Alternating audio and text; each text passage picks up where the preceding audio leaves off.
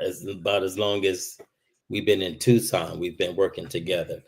And I think the biggest word of advice is to be able to put things in perspective.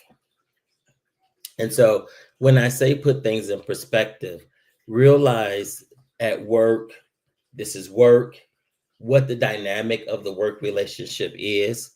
Sometimes it can be challenging because at work, the husband and the wife both feel like they have an equal investment in the business, but usually there has to be a decision maker. And so the decision maker, that has to be understood. And so when you put that in perspective, then that kind of helps with some of those arguments. And then when I went home and I'd be like, hey, Glenda, how was your day? Man, your boss, is he tripping on you today? Because I know you got a crazy boss, right? And so also being able to put in perspective those moments when you know that you've been a jerk at work, being able to undo that or work through that after work. And the other thing that we don't do, and I used to do it all the time, but I basically leave work at work. And so while it's always an opportunity to keep pushing, or did you do this? Is that done? Can we need to do this? That blah, blah, blah, blah, blah. It's compartmentalizing, recognizing that these are work hours, and they had to help train me to do that too. They was training me, these are work hours, and at work, this is what I do. When I'm not at work, working on fixing up. And so those are some things. And then making sure that you have dates, making sure that you go out and enjoy yourselves. And if you go to work together, you should be able to enjoy some of the fruits of work as well. And so every now and then, enjoy the fruits of your labor that both of you have invested in. Those are some of the things that I think are really important for married couples in working together, is being able to put things in perspective, know where you're at, make sure that you use the tools that you need to use when you need to use them. This is week number 2. Don't take it personal. But we will make sure it's squared away. And I like that, Dr. Tigney. I like that. We will definitely have to have you back to recap everything that you just said and talk about a little bit more about mental health. I like that compartmentalization. Yeah. Yes. That was a hard one for me and Kevin, because what we did at home was we did at work and we did at church, and it was all becoming a blur, a real blur. So I like that. Yeah, the compartmentalization is huge. And I think, in the military and then working with first responders, one of the things that they're trained to do is put things in the box. And then, but the problem is sometimes if we put it in the box, we have to know when to take it out of the box. Make sure that we just don't leave it there. It's like, all right, when we get to work, now we got to talk about the work issues. While we at home, now we got to deal with the home issues. And so that tends to help out. That's why I told you to run it. They're asking questions and I can't hear. I was asking you to do this. I don't know Tigney's. Yeah. Hold on one moment, Dr. Tigney, Author Tigney, on Facebook. So, Dr. Tigney, can you tell everyone that's watching how, if they have any questions, how would they reach out to you? So, I would probably say the easiest way in about 2 days, just to Google. They could Google me now, Arthur Tigney, and I'll come up. My website is being finalized today. So if you go to my website today, you're going to be like, yuck, because it is yuck. But you can reach me, definitely. I would just say, just Google Arthur Tigney or Reclaiming Your Territory, Building Beyond the Breaking Point. All that information is there. My website, www.atigney.solutions. So atigney.solutions. is the best way to reach me.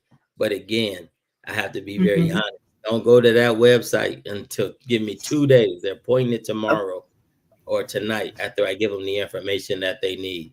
Then I'll be proud to go for you to go to the website. Okay. See if you can join Facebook. Is he on Is he on Facebook? He's on Facebook. He's on this one. Yep, and I am on Facebook. That's the other one, Dr. A. Tigney. Yep, you can find me on Facebook. I'm doing some videos off and on, and I'm going to be starting a podcast pretty soon. I need to learn from my little brother and my sister to get me some podcast skill set.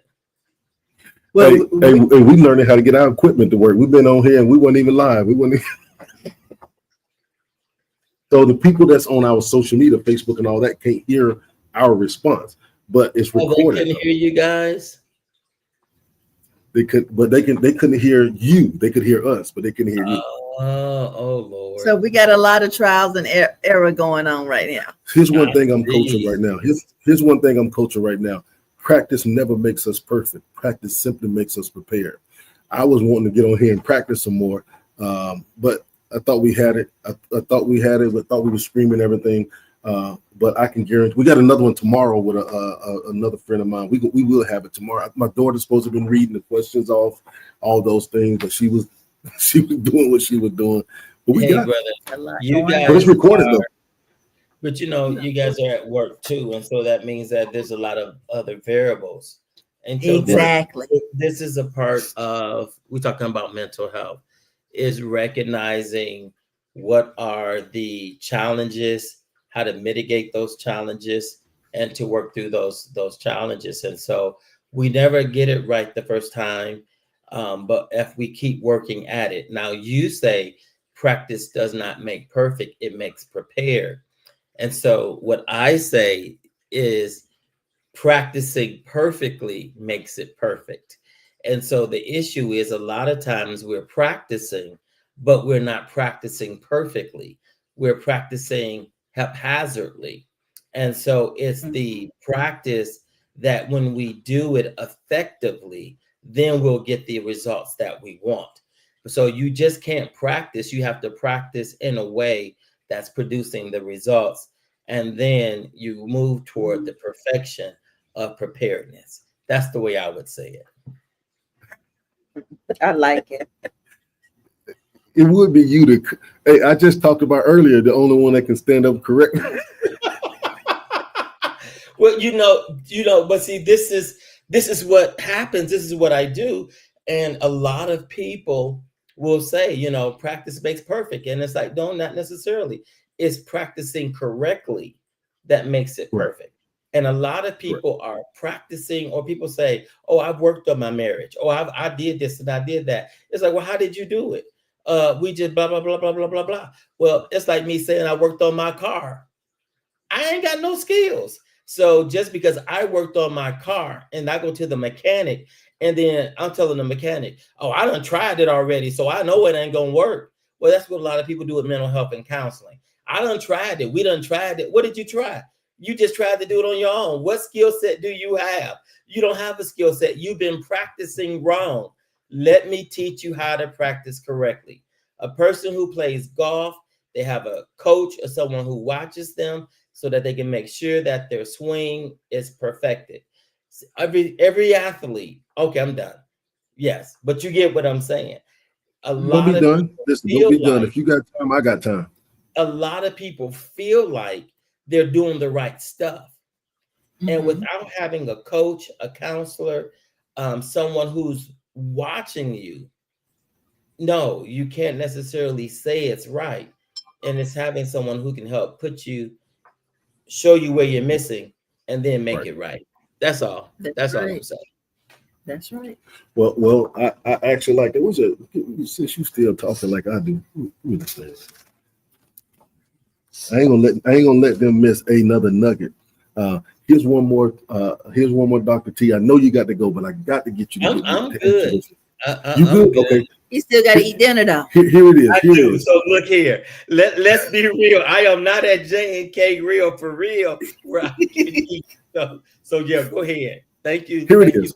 How important Dr. T, how important, this is the one that I feel for us is necessary, but because of the direction I know God showed me, I made the decision this year that we wouldn't take a vacation this year because I'm trying to be financially in a place that when a door open up, that we don't have to seek or search resources. We already have our resources together.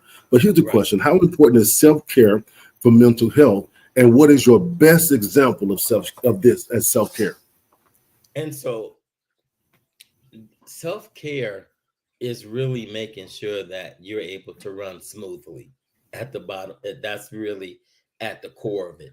And so just like a car needs to get checked up and do their oil change, check the fluids and all that stuff, self-care goes into that same area. So taking care of yourself is huge. If you fly on an aircraft, and Lord bless and help the families that have been experiencing all this trauma in aircraft. But one of the things that they say, put your oxygen mask on first before you put on someone else's. That's and cool. So choosing to not take a vacation is a decision that you make for a reason. But here's the way I look at it. If I know that I'm going to have a deficit somewhere, then I need to build a reserve in advance. And so in the Bible, Joseph knew that the kingdom was going to be in a 7-year famine. Mm-hmm. So he bowed up first to be able to manage the famine. Self-care goes like this. If I know I'm about to go ham and work crazy hours, then I need to make sure before I start that I've taken care of myself, whether that's counseling, whether that's making sure I hit the gym, meditation, all those things, eating correctly. And then once it ends, I'll also have to make sure I have something in place. And so self-care is super huge. It cannot be underestimated. But sometimes, even in my book, I says grief is a luxury for those who can afford it. But eventually you got to pay the piper. And so if you are not taking care of yourself, it'll show up. And so if you know you got to go through a heavy season, then you need to create time with your spouse, create time with your family, so that when you're gone or when you're in that place and you're grinding, you have some positive memories. You have a reservoir of gas to help expend so that you're not doing it on empty. The problem is a lot of people will be on empty trying to push themselves too soon. And so sometimes you have to recognize that this is not the season for this opportunity. I need to let this opportunity pass because it will kill me and everybody around me driving it too hard. And so after I built that up, that energy or that reservoir, then it's like, hey, y'all, we about to go in, and it's understood, just like what you're saying. You're making a decision this year, no vacation.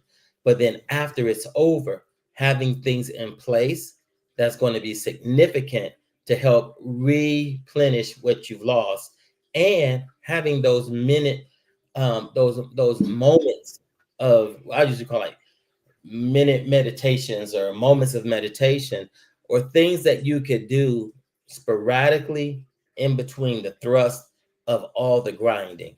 A moment where you could just go and say, breathe.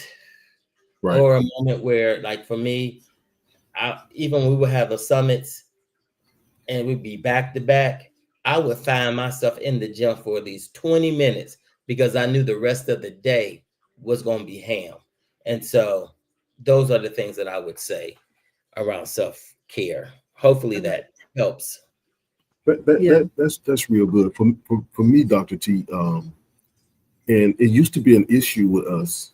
And I say this with all due respect to my spouse.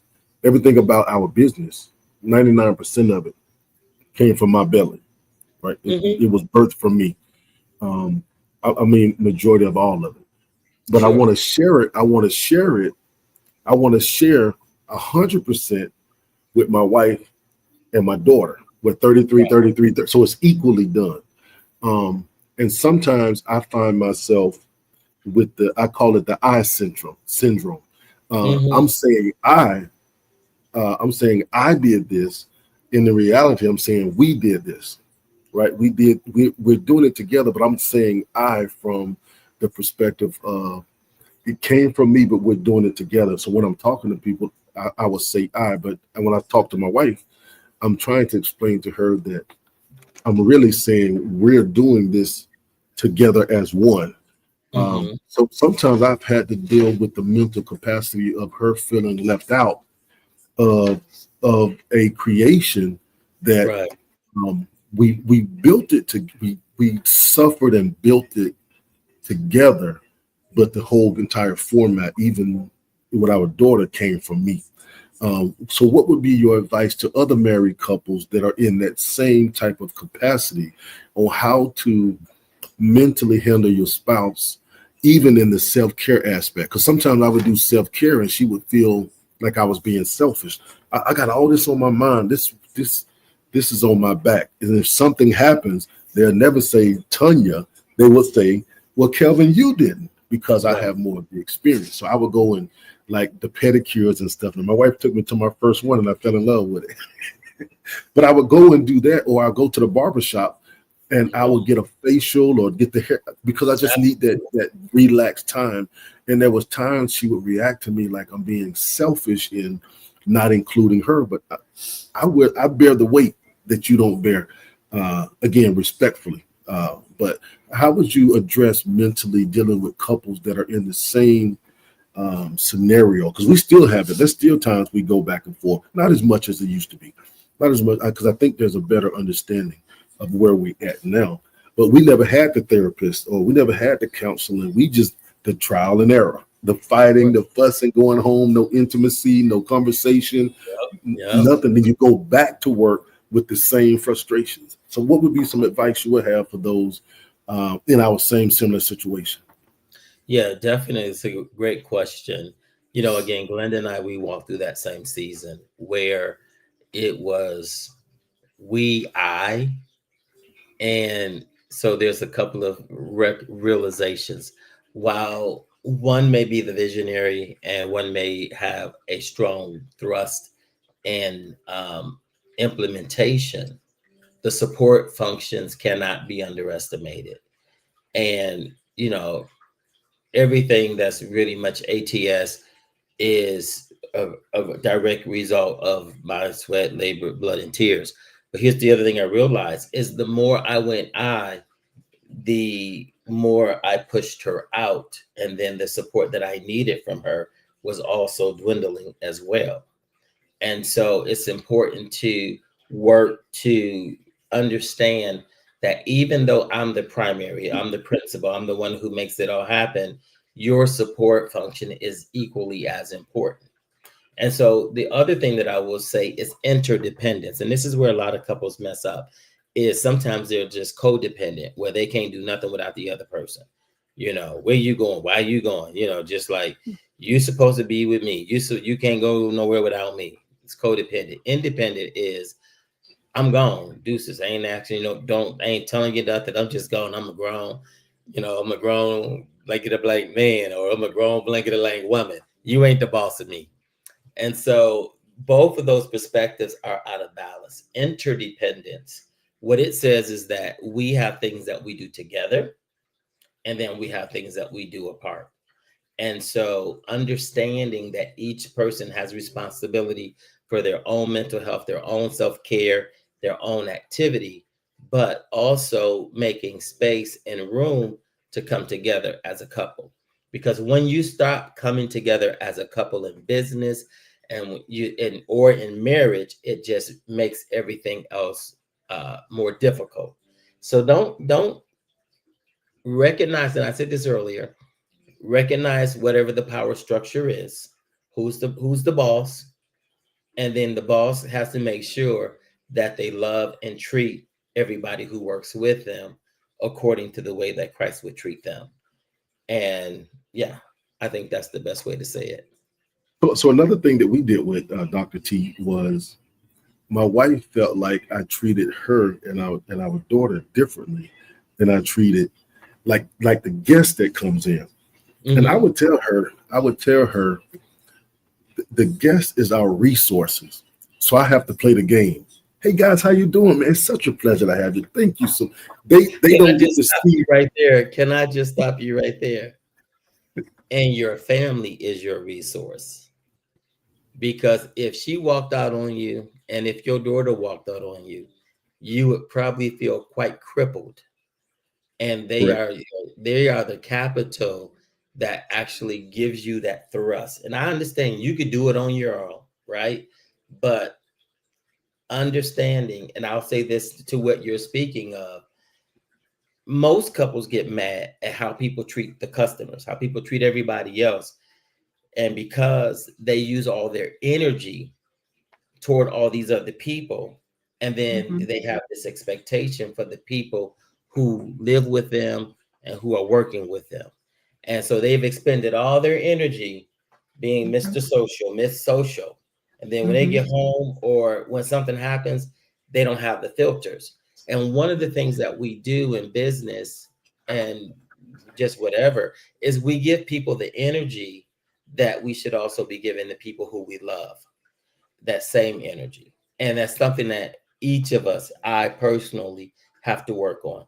You know, you don't want your spouse to feel like they're less than a customer, but at the same time, the spouse has to realize that you carry an enormous amount of weight.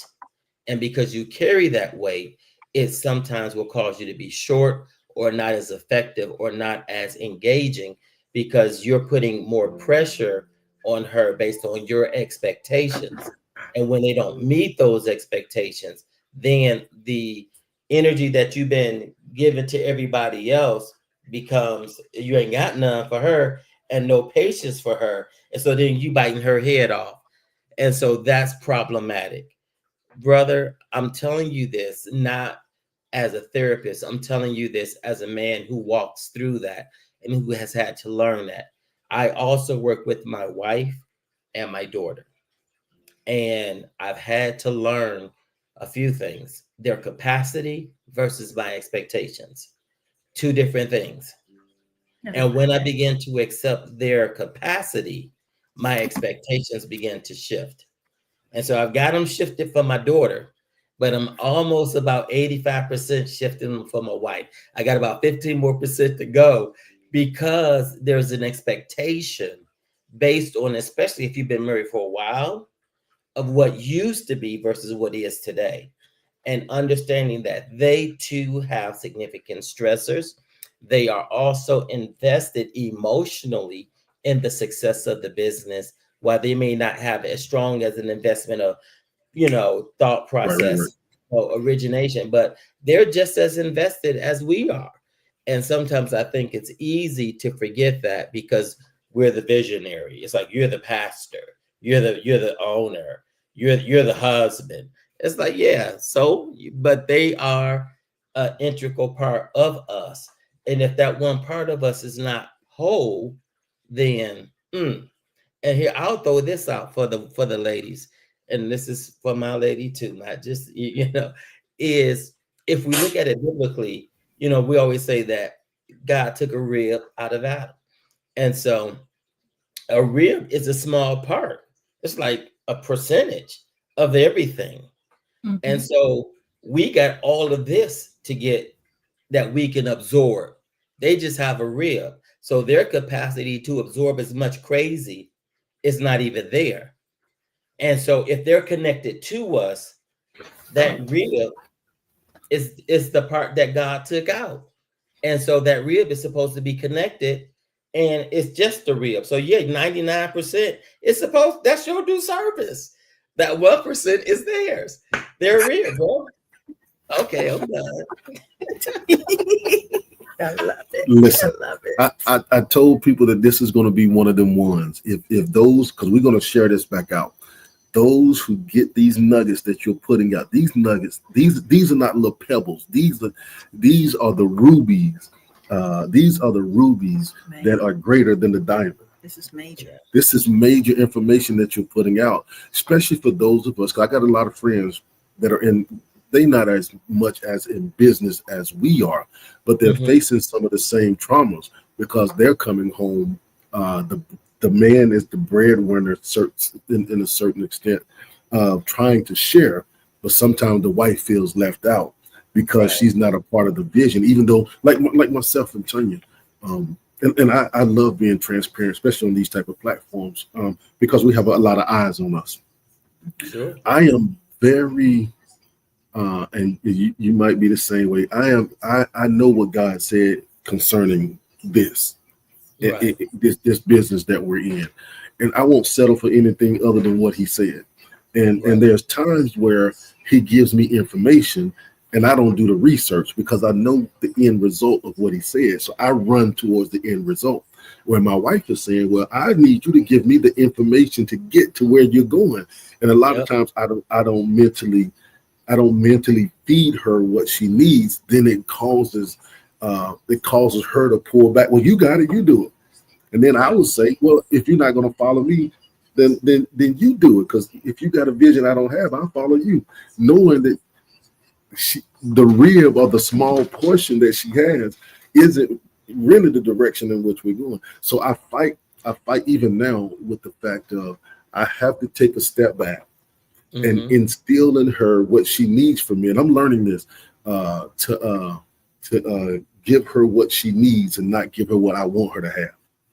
Because if I continue to give her what I want, I'm gonna miss it. We're gonna be I like intimacy with mine. I like the fact that I can have decent conversations with I don't want to argue no more. We've been married now, Dr. T, for 23 years. And 16 of those years I was a knucklehead trying to figure it out. The last couple of years, 7 years, I've been trying to be a husband and a friend and a lover and give her everything that she needs. And I wasn't getting in the beginning because I was just so hungry for success. I was hungry to have a successful marriage, but I was missing out on giving her what she needed.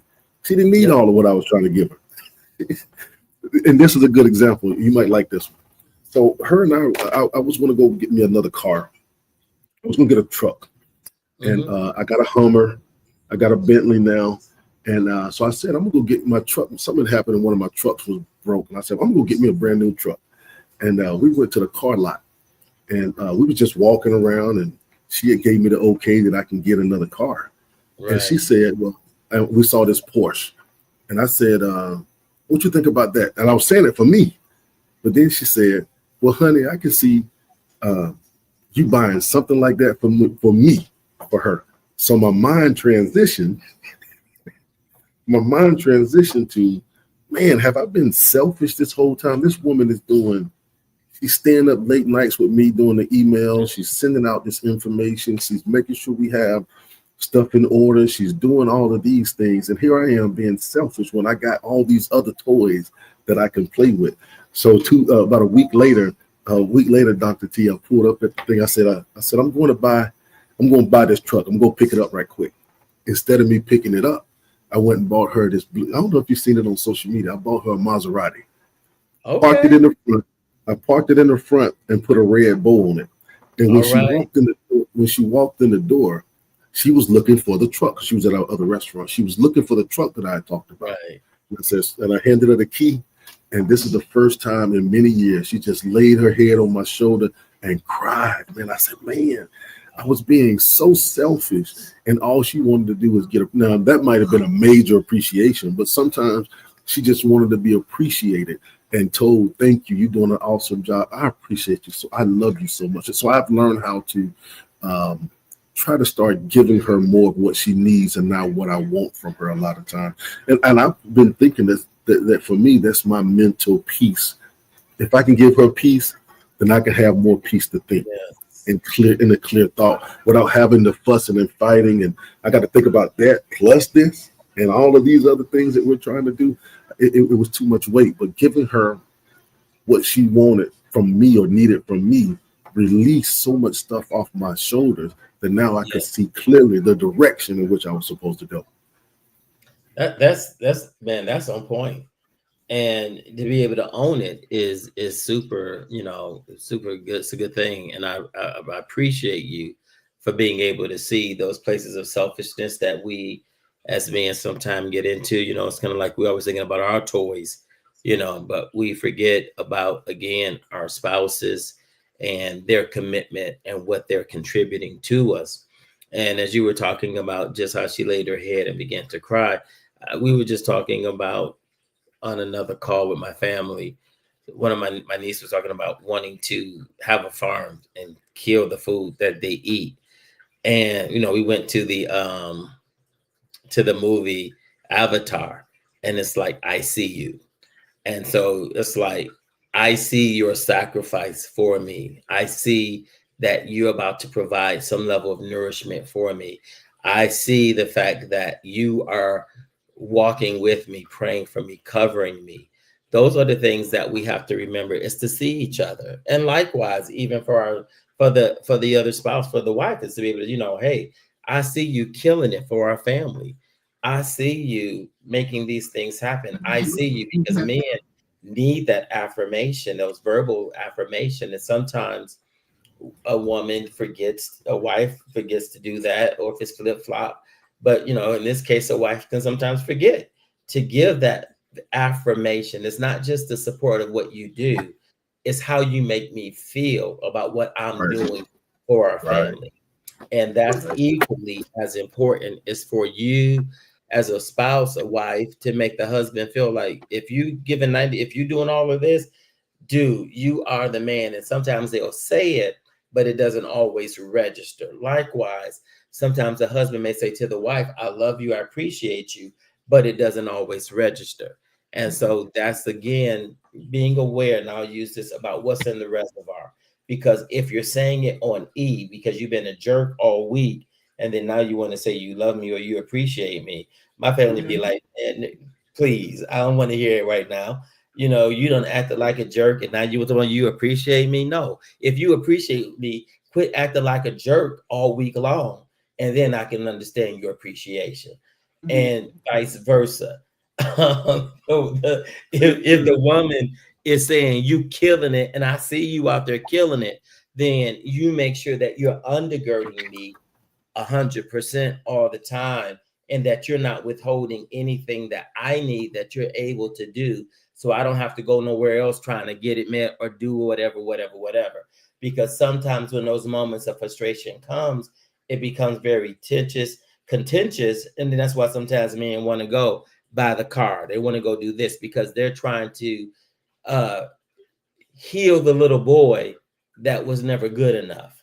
And that's a whole nother story. Man, you're talking too good. Don't do it. Don't do it.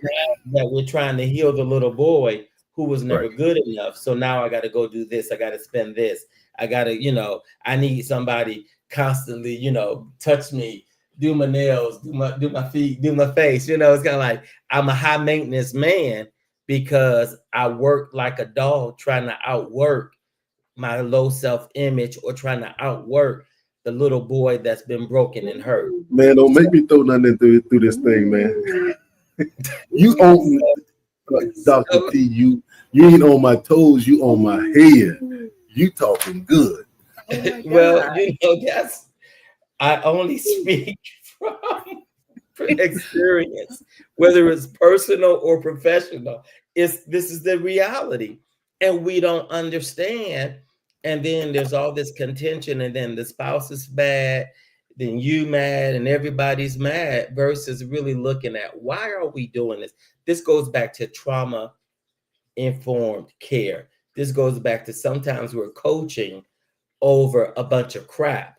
And until we get through and get the crap cleaned up, you don't cook in a kitchen that's dirty. You got to clean up the kitchen first to cook. But what we do in relationships is we just go in with all the dirt and think that we're going to relate to each other. No, you got to clean up the mess if you want to make the connection.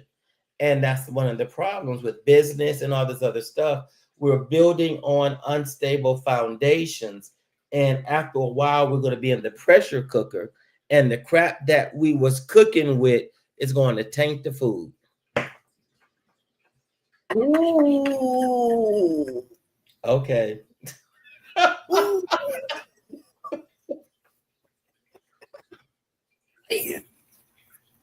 Man, let me get off here with you, man. Listen, you're gonna be whipping me on this thing. That was So again, this goes back to your question: business, ministry, marriage. What are the misconceptions? Those are some of the misconceptions. Because I'm like killing it doesn't mean that I'm not killing everybody else, which means that I still got some issues that I need to resolve, because most people who are killing it, they killing everybody else around them. Oh my God. Man, that's good. You know what? That's better than good. That's excellent. I'm full just off of that question right there. Just Okay, because I'm killing it. Just because I'm killing it. I'm killing those around me. I think it's time for me to go to Glenda in Arthur's kitchen. So I can get me something to eat. That's one of the things that we do. We eat together at home and we pray together. And so that's one of the big things. Like my grandson, he lives with us. And if he's at soccer practice, we normally will wait till he gets home. If he's at his mom's house, we'll say, hey, are you coming back or whatever? So then we eat together. And that's one of the things that it's small, but it's big. Because no matter how we feel about each other, no matter what's going on, we're going to come to that table together and we're going to pray and eat. And so that's one of the things that I think when we talk about self-care, when we talk about connectivity, is important. And it also can serve as a thermometer on the health of your relationship.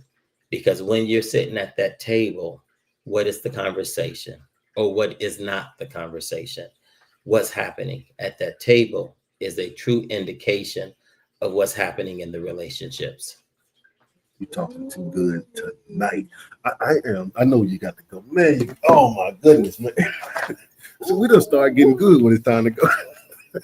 It normally sometimes it just takes a little while before the stove gets hot and the food starts to percolate, and then the aroma for the food starts to hit us. So here's one. I've got to get this one out.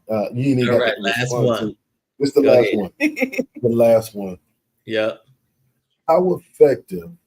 Because this has been a challenge for me and my wife too. I'm gonna put this out there only because it's you, big bro. Okay. Here recently. How effective is praying together for the mentality of the couple themselves? Because one thing I do, Dr. T, is in the midnight hours when I wake up in the midnight hours, I will lay hands on my wife and pray for her in the midnight hours. But there's never a lot of times where we just wake up and this is what God's been showing me: embrace and holding hands and begin to pray. Yes, I'm praying over my wife. I'm praying over her well-being. I'm praying over her walk. I'm praying over that she's covered throughout the day in the middle of the night.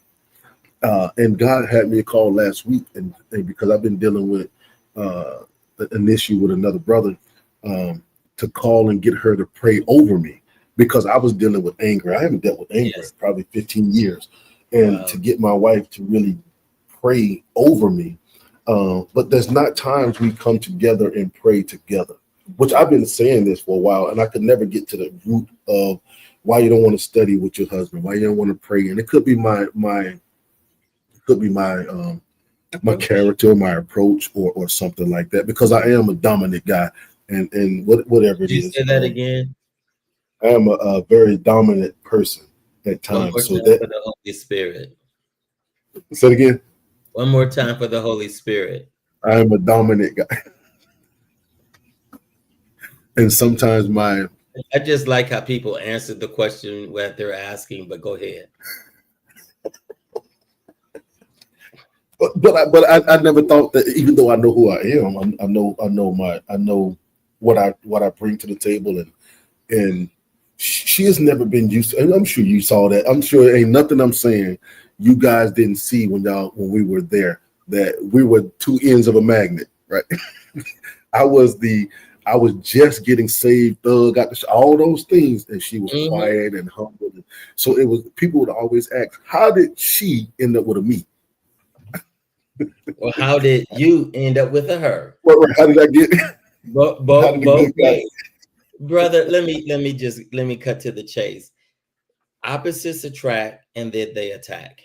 Carlton Pearson used to say that all the time. Opposites attract, then they attack.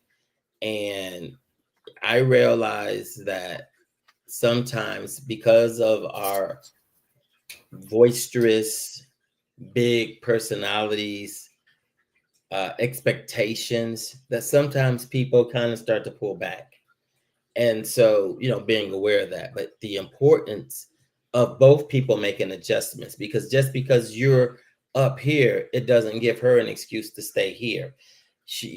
Both of you she has to come up, you have to come down some until you both find a space where you both can be together. The other thing is establishing a vision. Most couples don't have a vision for their spirituality, a vision for their recreation, a vision for their marriage. And so the Bible says where there is no vision, people cast off restraint or they perish. And so if you both have a vision that praying together, holding hands, or studying is together, if that's a corporate vision, then if there's something blocking it, it's important to talk about it. Because just because a person is outspoken, that doesn't mean that they're the bad person, because a person could be very too quiet and not saying what needs to be said. And that could be equally damaging. So you both have to figure out what it is that's needed to secure your vision. But if you don't have a vision, then all bets are off. So determine if this praying together, this Bible study together is important. Glenda and I, we have different spiritual practices, and we don't trip about, I need to hold your hands. We don't trip about certain things like that, where there are some couples who that's huge for them. So it depends on what is your vision for spirituality in your home and in church. Because what you don't want to do is act like you at church, be at church and act like you got this whole spiritual thing going on together. And then at home, it's like y'all like night and day. And so determine what your vision is, and whatever that is, bro, figure out how to make it a reality. That's good. That's good. Well, we want to thank you. Thank you for your time. Thank you for the opportunity to be, man, it's felt good to be with you again. Oh my gosh, yes. We got to do it more often, man. Really do, man. Because I really, I'm going to tell you this and I'm going to get off. I admire you.